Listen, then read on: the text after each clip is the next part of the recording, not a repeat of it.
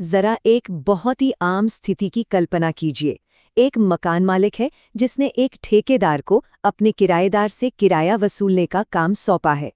अब मान लीजिए किसी कारण से ठेकेदार किराया नहीं वसूल पाता और मकान मालिक गुस्से में आकर उस पर मुकदमा ठोक देता है। ठेकेदार अदालत में बड़े आराम से कहता है कि जनाब, किराएदार पर तो कोई किराया बकाया ही नहीं था।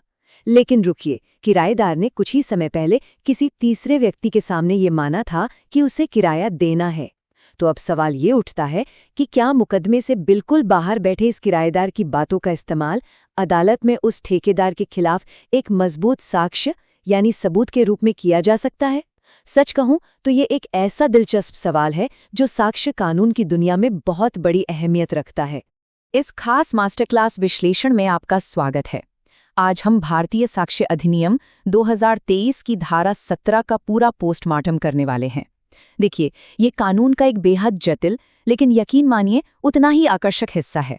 ये हमें बताता है कि कैसे मुकदमे के बाहर की किसी तीसरे व्यक्ति की कानूनी स्थिति और उसके द्वारा बोले गए शब्द सीधे तौर पर अदालत के फैसले को पलट सकते हैं।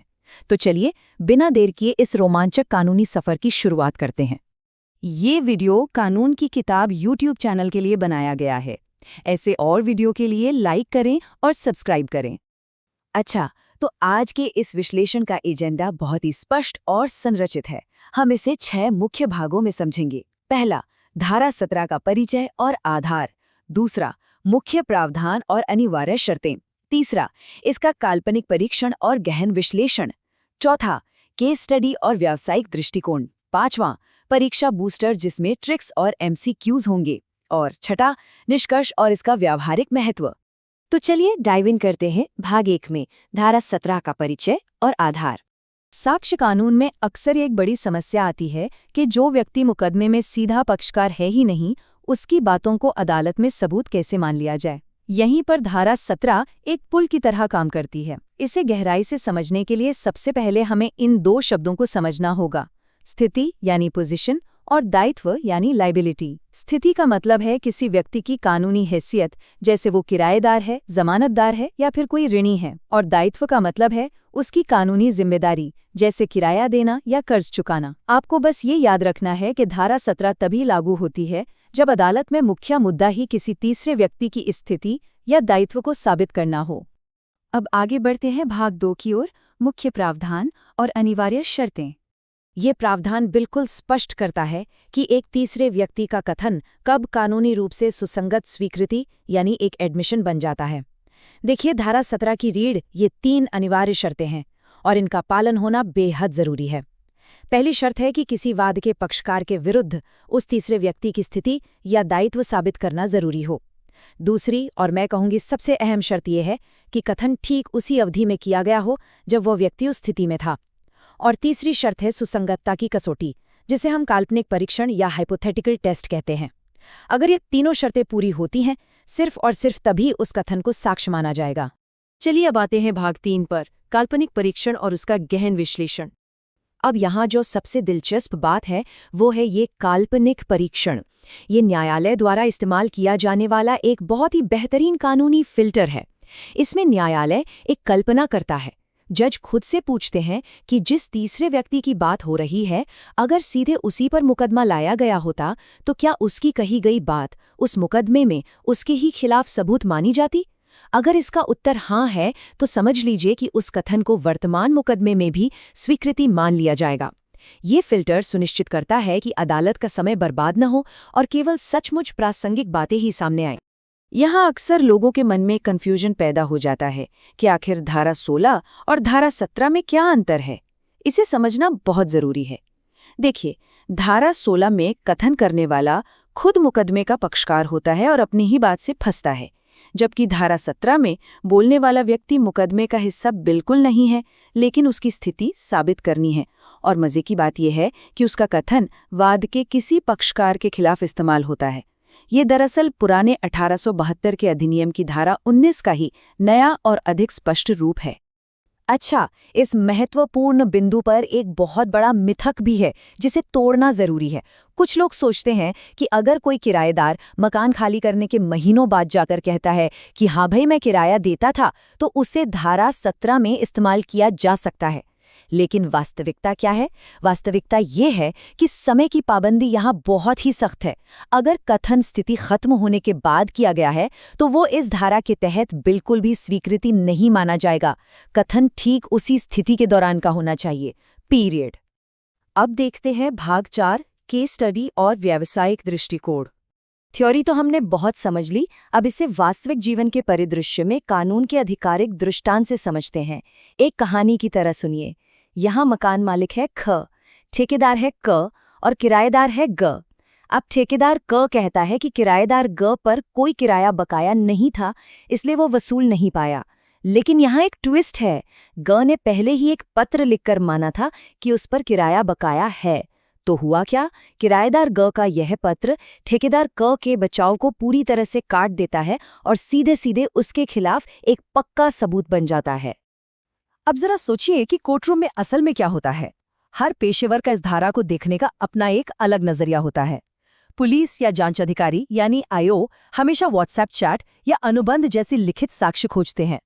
वहीं अभियोजन पक्ष के वकील का पूरा जोर ये साबित करने पर होता है कि कथन उसी समय का है जब वो व्यक्ति उस स्थिति में था।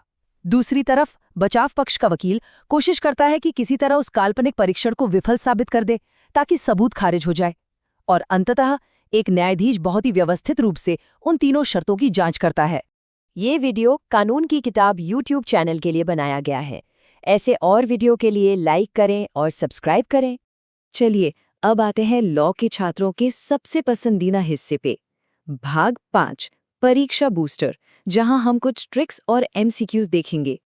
रैपिड फायर शुरू करते हैं।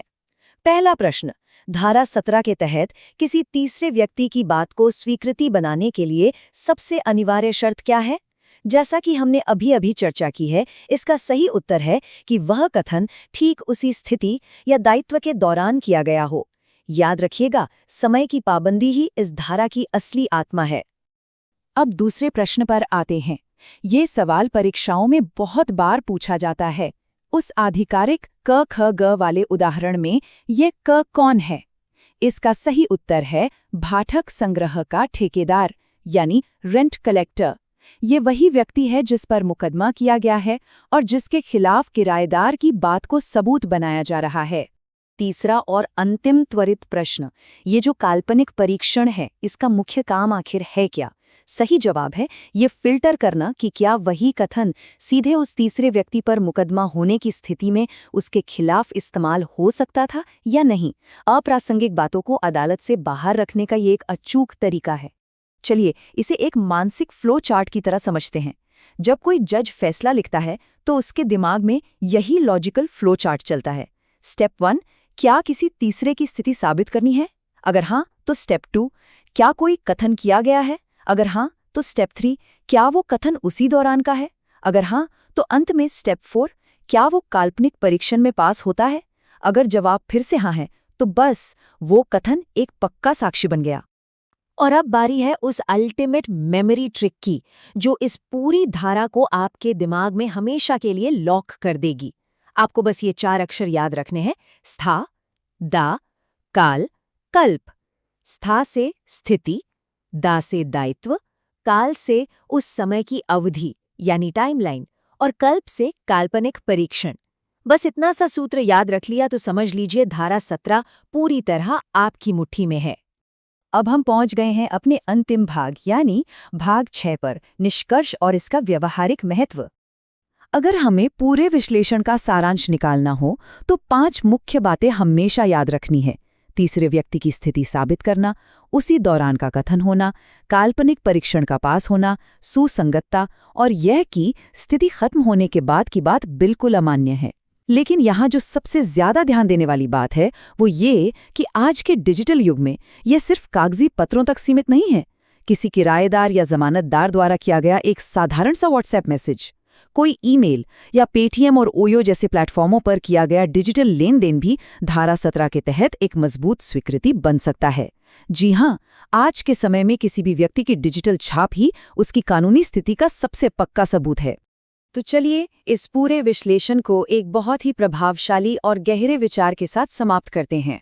हमेशा याद रखिए, जब एक व्यक्ति अपनी भूमिका के दौरान सच बोलता है तो वही सच न्यायालय में उसके विरुद्ध सबसे मजबूत साक्ष्य बन जाता है। इस बेहतरीन कानूनी सिद्धांत के साथ आज का ये मास्टर क्लास विश्लेषण यहीं समाप्त होता है। ये वीडियो कानून की किताब YouTube चैनल के लिए बनाया गया है। ऐसे और वीडियो के लिए लाइक करें और सब्सक्राइब करें।